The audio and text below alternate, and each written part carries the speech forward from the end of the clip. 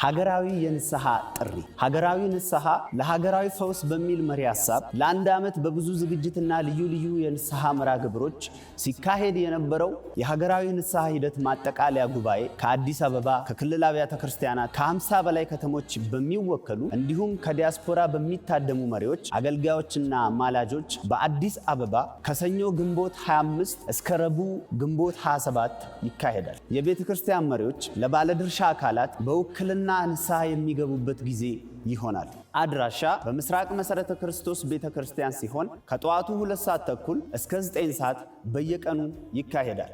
አገልጋዮች ዶክተር ጆን ሙሉንዲ ከዩጋንዳ፣ ቄስ ዶክተር ቶለሳ ጉዲና ከአሜሪካ፣ ፓስተር ዘካርያስ በላይ ከእስራኤል፣ ዘማሪዎች ዘማሪ ጌታ አውቃልና ብሩክታዊ እንዲሁም ሌሎችም። የሀገራዊ ንስሐ አስተባባሪ ኮሚቴ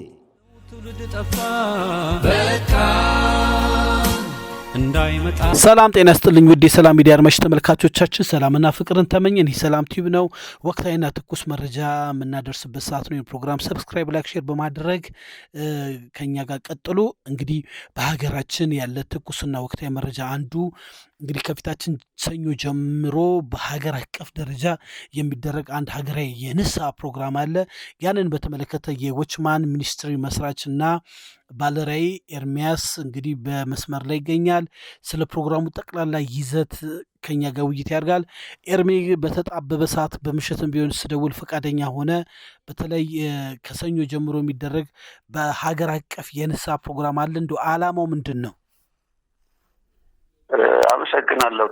ይህ በሀገር አቀፍ የወንጌል አማኞች ቤተክርስቲያን በካውንስሉና በአብያተ ክርስቲያናት ህብረት እውቅና በምስራቅ መሰረተ ክርስቶስ በመሪዎች የሚደረግ የንስሐና የጸሎት ጊዜ ዓላማው ታሪካዊ ዳራውን ለመዳሰስ በአገራችን በኢትዮጵያ የእግዚአብሔር ስራና ጉብኝት በመምጣት በመጀመር ከብዙ ዘመናት ጀምሮ በጅምር የቀረበት ነገር እንዳለ ታሪካዊ ዳራ ይዳስሳል። ይህንንም ከደቂቀ እስጢፋኖስ ዘመን ጀምሮ ያለውን ነገር እንደዚሁም ደግሞ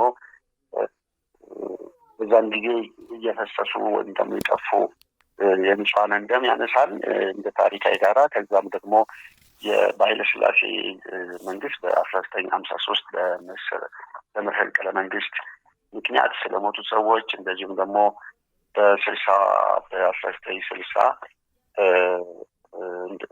ስለተገደሉ ሚኒስትሮች እንደዚሁም ደግሞ ከዛም በኋላ በደርግ መንግስት በወያኔና በሻዕቢያና በወያኔ መንግስት በተደረገ ከደርግ በነበረ ጦርነት ስለሞቱ ኢትዮጵያኖች እንደዚሁም ደግሞ በኤርትራና በኢህአዴግ መንግስት መካከል ስለነበሩ ጦርነቶች፣ ተከታታይ ጦርነቶች በአጠቃላይ በምድራችን ላይ ስለፈሰሰው እስካሁንም ስላሉት የዜጎች የውስጥ እልቂትን በማሰብ እነዚህ ነገሮች እንደ ፕሮቴስታንት አማኝ እግዚአብሔር ለመሪዎች በተለያየ ጊዜ ለሰዎች ለመሪዎች እየተናገረ መሪዎች ከእግዚአብሔር ጋር እንደ ፍቃዱና እንደ ሀሳቡ ባለመስማማታቸው እግዚአብሔር አዝኗል የሚል ምልከታን የያዘ እና ከዚህም የተነሳ ንስሐ እንደ ቤተክርስቲያን መሪ መግባት አለብን ከሚል መነሻ ሀሳብ ያደረገ ነው።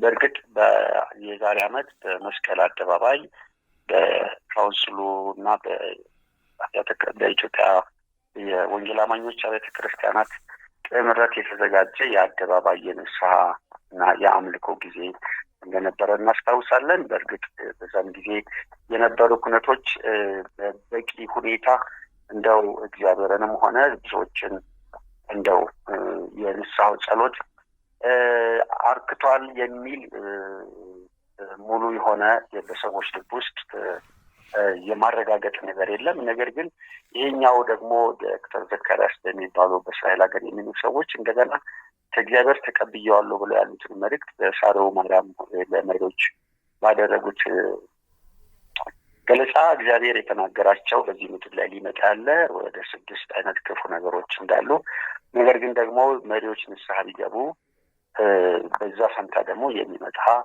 በረከት እንዳለ በደፈናው ሊመጣ ያለው መከራ ምን እንደሆነ ያልተገለጠበት ወይም ደግሞ በመሪዎች ብቻ የተያዘ ሚስጥር ሆኖ እንዲሁም ደግሞ በረከቱም እንደዛ ሆኖ ነገር ግን መሪዎች ተስማምተው በእግዚአብሔር ፊት እንደገና ባለፈው ዓመት ከተደረገው የንስሐና የአምልኮ ጊዜ ሁለተኛ ክፍል ነው የሚል ስያሜ የተሰጠው በፊታችን ባለው ሰኞ ከሰኞ እስከ ሮብ ድረስ ከ50 ከተሞች የመጡ መሪዎችና እንደዚሁም ደግሞ በአዲስ አበባና በአዲስ አበባ ዙሪያ ባሉ መሪዎች ስብሰብ እንግዲህ የሚጠበቅ ትልቅ የንስሐ ጊዜ ነው።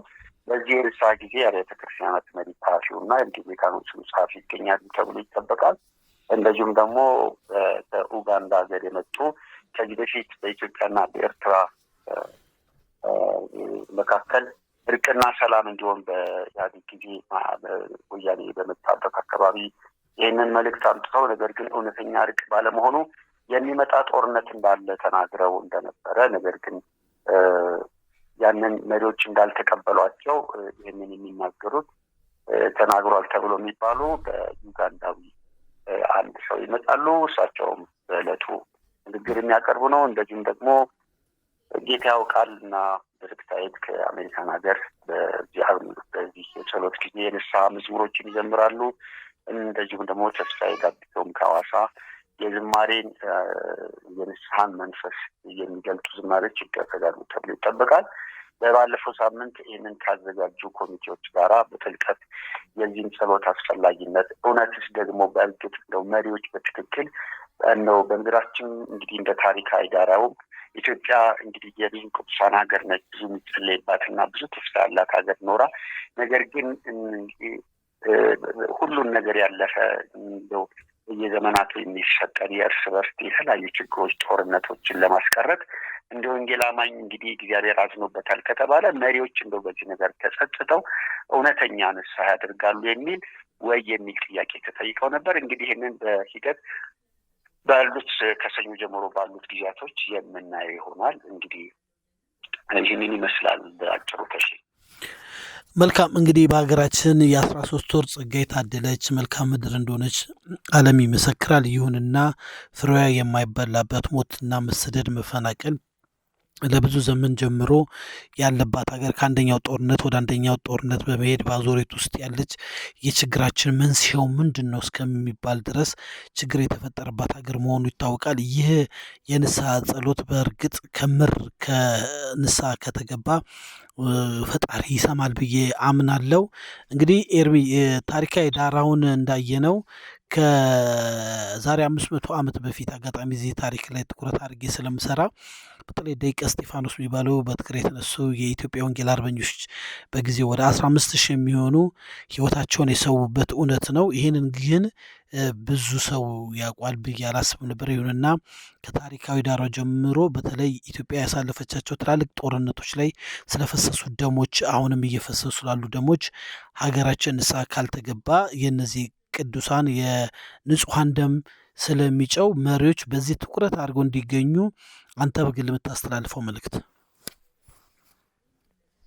እንግዲህ ያው እንደ ማንኛውም ኢትዮጵያዊ በአሁኑ ሰዓት ብዙዎቻችን ማንም አሁን በሀገራችን ባለ ጉዳይ ዛሬ ጀመር አይደለም። እንግዲህ ጊዜያቱ በየዘመናቱ ዓመታት የሚያስቆጠረ የተለያየ በተለይ በጥንት የውጭ ችግር ነበር። አሁን ደግሞ የውስጥ ችግሮች በጣም እያየሉ እንግዲህ ሁለት አይነት ነገር ያለን፣ መልካም ነገሮችንም አስደማሚ ስራዎችም ይሰራሉ። በዛው ልክ ደግሞ እንደዚሁም ደግሞ የተለያዩ ጦርነቶች እና እንደዚሁም ደግሞ አስጊ የሆኑ እንግዲህ የተለያየ ጸጥታ ችግሮች ወይም ደግሞ የተለያየ ሰዎች መከፋፈልና የመረረ ጥላቻና ጥያቄዎችን ያዘን መሆናችን የአደባባይ ሚስጥር ነው።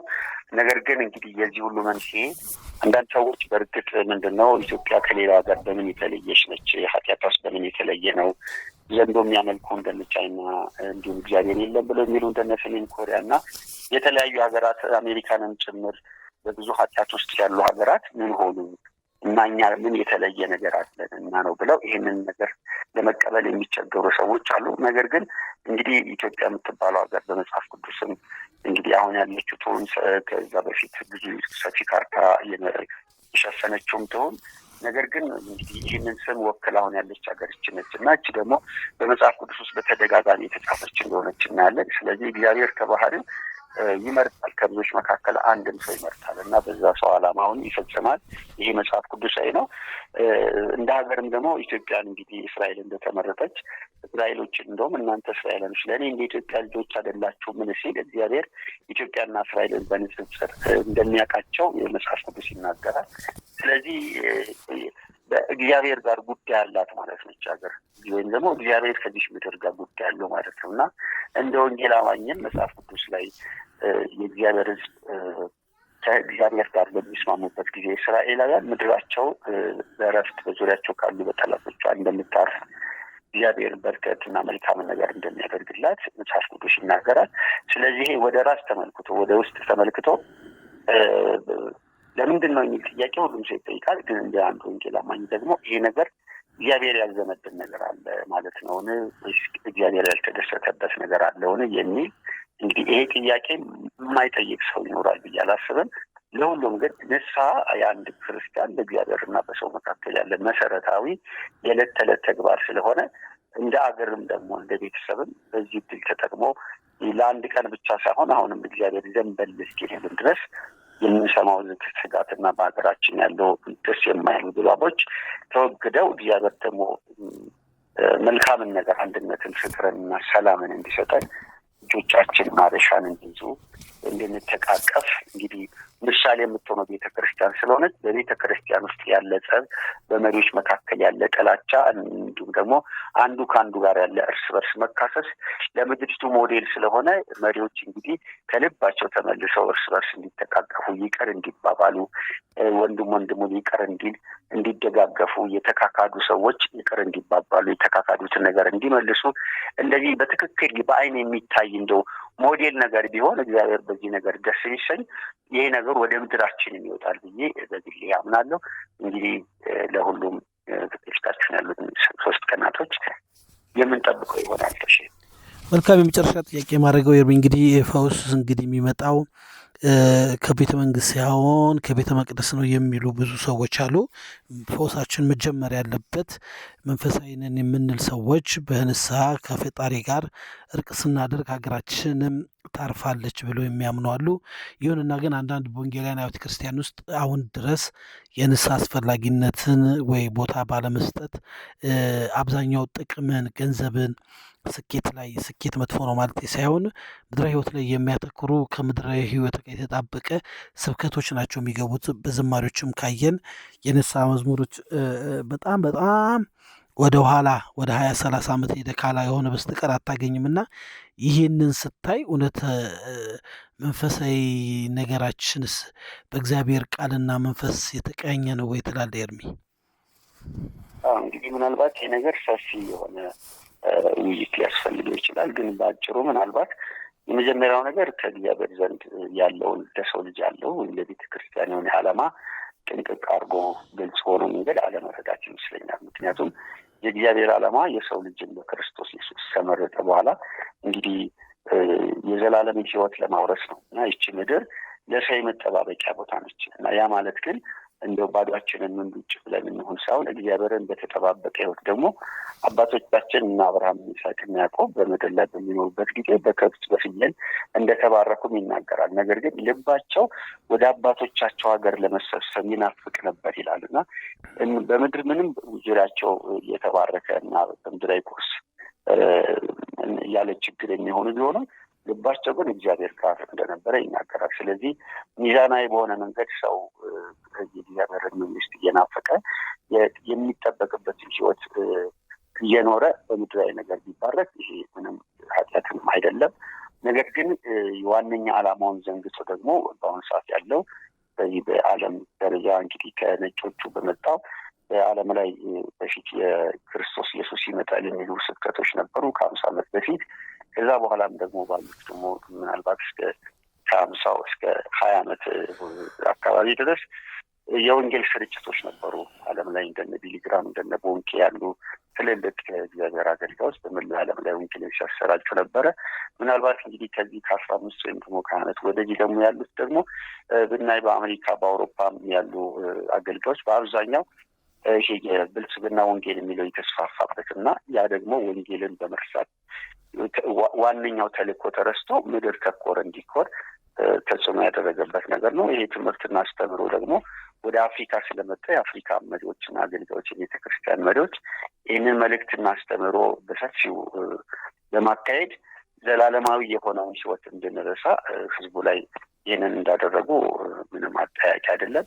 ነገር ግን እንግዲህ ዋናውና ትልቁ ነገር ራስን መርምሮ ከዚህ ተልእኮ ምክንያቱም ሰው ወደ ምድር ብቻ በሚያስብበት ጊዜ እግዚአብሔር አምላኩን ይረሳል። ከዛም ደግሞ በምድር ላይ በልቶ ጠጥቶ በምድር ላይ ያለ ስኬትን ብቻ ተመልክቶ በመጨረሻ እንግዲህ ነፍሱን የሚያጣበት ነገር ስለሚሆን ከዚህ ሚዛናዊ ነገር አንጻር ከእግዚአብሔር ቃልና ከዚህ አሁን ካለው ሚዛናዊ ነገር አንጻር ስንመለከት አስተምሮቻችን ወይም ደግሞ የምንከተለው ነገር ከእግዚአብሔር ቃል አንጻር ተመርምሮ ራሳችንን ወደ እውነተኛ አስተምሮ መመለስ እንዳለብን ለዚህ ደግሞ የቤተ ክርስቲያን መሪዎች፣ አስተማሪዎች ትልቅ ኃላፊነት አለባቸው ያምናል። መልካም እንግዲህ መጨረሻ እያልኩ አንድ ጥያቄ ብቻ ወደ አንተ ወረውራለሁ። እሱም መቼም ይሄ የንስሐ ጸሎት ከተሳካ ማለትም ወደ እግዚአብሔር ብንመለስ እግዚአብሔር ወደኛ ይመለሳል ብለን እናምናለን። ሀገራችን ካለችበት ምጥ ታርፋለች ብለን እናስባለን። እንግዲህ ቅድም እንደተናገርከው አንድ ኡጋንዳዊ ነብይ ኢትዮጵያና ኤርትራ ሸሸ ግራሚ በሚሉበት ወቅት የለም ሀገራዊ ንስሐ ያስፈልጋል ሲባል ተቀባይነት በማግኘታቸው በማጣታቸው ይቅርታ አዝነው እንደተመለሱኝ ፓስተርም አሁን ተመልሶ እንደመጡ 6 የሚያክሉ እንግዲህ ኢትዮጵያ ላይ ይመጣሉ የተባሉ ቁጣዎችን እንዲከለከሉ ለማድረግ ስለሆነ ጸሎቱ እንግዲህ በዚህ ጉዳይ ላይ ሁሉም አብያተ ክርስቲያናት ውስጥ ያሉ በስፔሻሊ መሪዎች ከቋንቋም ከነገድም ከሁሉም የተወጣጡ በአንድ ልብ ሁሉንም ወደ ፈጠረ ፈጣሪ ቢጸልዩ እግዚአብሔር ከሴጣን ካዘጋጀልን ቁጣ ሀገራችን ታርፋለች ብዬ ተስፋ አደርጋለሁ። አንተስ በዚህ ጉዳይ ላይ የምትለን ነገር ካለ ኤርሚ በለንና እንጨርስ። እንግዲህ ምንድነው ንስሐ ምናልባት 2 አይነት ነው ብለን ልንል እንችላለን። አንደኛው በስውር ነው፣ በእግዚአብሔር ፊት የሚደረግ ንስሐ ነው። መጽሐፍ ቅዱስ ላይ እንደ ግብዞች በአደባባይ ለታይታ አትጸልዩ ብሎ ጌታ ኢየሱስ ጾምና ጸሎትን እንደውም ቅባት ተቀቡ ፊታችሁን ሸፍኑ እንደጸለያችሁ አያስታውቅ ብሎ ያለበት መልእክት አለ። ነገር ግን ደግሞ በአደባባይ መጥምቁ ዮሐንስም ሆነ ጌታ ኢየሱስ ክርስቶስ በአደባባይ ሰዎችን ወንጌል እየሰበኩ ደግሞ ንስሐ ያስገቡ እንደነበረ መጥምቁ ዮሐንስ መንግስተ ሰማይ ቀርባለችና ንስሐ ግቡ እያለ በአደባባይ ያጠምቅ እንደነበረ ይህንን መንፈሳዊ እንቅስቃሴ ያደርግ እንደነበረ መጽሐፍ ቅዱስ ይናገራል። እንግዲህ በአደባባይ ያለ ደግሞ ንስሐ እንዴት ነው ከተባለ ወደ ብሉይ ኪዳን ስንሄድ ለምሳሌ በነነዌ ጊዜ ነነዌ ትገለበጣለች የሚል መልእክት በዮናስ ሲመጣ ንጉሡ ይህን ሰምቶ ህዝቡም በእግዚአብሔር አመኑ ይላል። መጀመሪያ ይመጣል የተባለውን ፍርድ ሳይገለጥ በአንድ ሰው አንደበት ያለፈውን ቃል አመኑ ይላል። ለዮናስ በእርግጥ እግዚአብሔር ነግሮት ነበር እና እግዚአብሔር መልእክትን ለአንድ ሰው ሊነግር ይችላል። የሚነግረው ቃል ነው እና አመኑ ይላል። ግን ማመን ብቻ ሳይሆን ይህንን አዋጅ ነነዌ ትገለበጣለች የሚል አዋጅ ነው ያወጀው። ነገር ግን ምንድነው የሚለው ንጉሡ ደግሞ በምድሪቱ ላይ የንስሐና የጸሎት አዋጅ አወጀ ይላል። አዋጅን በአዋጅ ማለት ነው የሻረው እና ንጉሡ ራሱን ማቅለበሰ አመድ ላይ ራሱን አዋረደ። ከዛም ማንም ሰው እንዳይበላ ብሎ አዋጅ የሚያወጀው ህዝቡ በሙሉ ነው። ራሳቸውን በአደባባይ አዋርደው እንግዲህ በጥንት ጊዜ እንደሚደረገው አመድ ላይ ሆነው በጣም በጸሎት በልመና ይህንን ቁጣ እንደመለሱ መጽሐፍ ቅዱስ ይናገራል። ስለዚህ ይሄንን እግዚአብሔር አመጣዋለሁ ያለው ነገር እውነት እንደሆነ መጀመሪያ ማመንና መቀበል የመጀመሪያ መሰረታዊ ነገር ነው። ከዛ በኋላ ደግሞ ይህን ከተሰማ በኋላ የሚደረገው ነገር የአደባባይ ንስሐ ነው ከተባለ ውርደትን ይጠይቃል። የስጋ ውርደት። ለምሳሌ ስንጸልይ እንበረከታለን በጉልበታችን። ስለዚህ ንስሐ ነው ከተባለ ደግሞ ሰዎች ክብራቸውን ዝቅ የሚያደርጉበት አይደለም፣ የሚያዋርዱበት። ማንኛውም ማዕረግ ቢኖራቸው ማዕረጋቸውን ክደው በእግዚአብሔር ፊት፣ ምክንያቱም የሚደረገው ጸሎቱ ለሰው አይደለም። መዋረድን እና ዝቅ ማለትን እግዚአብሔርን ቻሌንጅ ለማድረግ ነው። የእግዚአብሔርን ሀሳብ ለማስቀየር ደግሞ ከልብ የሆነ መውደቅን ይፈልጋል እንጂ ክብርን ጠብቆ ኩራትን ጠብቆ ተኩራርቶ እንደው በአደባባይም የሆነ የተለየ እንደው ስልጣንን ማሳያ ሆኖ በኩራት መንፈስ ሆኖ የሚመጣ ምንም አይነት እውነተኛ ንስሐ አለ ብዬ አላስብም። ስለዚህ በዚህ ጉዳይ ላይ ይህንን የሰሙ በተለይ በስብሰባው ላይ የሚገኙ ሰዎች ሁሉ እግዚአብሔር ፊት በእርግጥ ራሳቸውን እንዲያዋርዱ በዚህ አጋጣሚ ይህንን መልእክት በየቤታቸው ሆኖ የሰሙ ሁሉ አሁንም እግዚአብሔር በዛ ብቻ ካልሆነ ስለማይል እንደው ራሳችንን እያዋርድን ሁላችንም እንድንጸልይ ይህንን በእግዚአብሔር ፍቅር አሳስባለሁ። አመሰግናለሁ። አመሰግናለሁ ወንድም ኤርሚያስ። እንግዲህ የዚህ ፕሮግራም ማስታወቂያ ስሰራ አግኝቼ ሀሳብ እንዲሰጠን በጠይቅን ሰዓት በፍጹም ፈቃደኝነት በምሽት ሀሳብን ሰጥተናል። እንግዲህ ሀገራችን ያለችበት ሁኔታ አሁንም ነባራዊ ሁኔታ ከጦርነት አዙሪት እንዳልወጣን ያስታውቃል። በተለይ በሰሜን ኢትዮጵያ ከአድዋ ጦርነት ጀምሮ እስከ ቅርብ ጊዜ ባለው ጦርነት የሚሊዮኖችን ሕይወት የገበርንበት የወንድሞች ደም ማፋሰስ እጅግ የበዛበት እጅግ አሳዛኝ ታሪክ ያለፈበት ቤተሰብ የተበተንበት ሕጻናቶች ያለ አሳዳጊ ትምህርት ቤቶች ያለ ተማሪዎች የቀሩበት ከፍተኛ ችግር ያሳለፍን ህዝቦች ነን። አሁን ግን በፊታችን ያለውን አደጋ ለመወጣት ሁሉም ክርስቲያን በፕሮግራሙም ያለ ከፕሮግራም ውጭ ያለ ከሰኞ ጀምሮ በሚደረገው ሀገራዊ ንስሐ ጸሎት በሚመቸው አካባቢ እየጸለየ መሪዎች ደግሞ ምስራቅ መሰረተ ክርስቶስ በሚደረገው ፕሮግራም ላይ እንዲጋበዙ ወይንም እንዲመጡ እኛም እያበረታታን በዚሁ ምሽት የምንሰናበተው የዚህ ፕሮግራም ዋና አዘጋጅ የተሾመ ሽፈራውና ተባባሪ አዘጋጅ ኤርሚያስ መቆያ ነው። ኤርሚ እጅግ አድርጌ አመሰግናለሁ። እሺ፣ በጣም አመሰግናለሁ። ሰላም የዩቲዩብ ቻናል።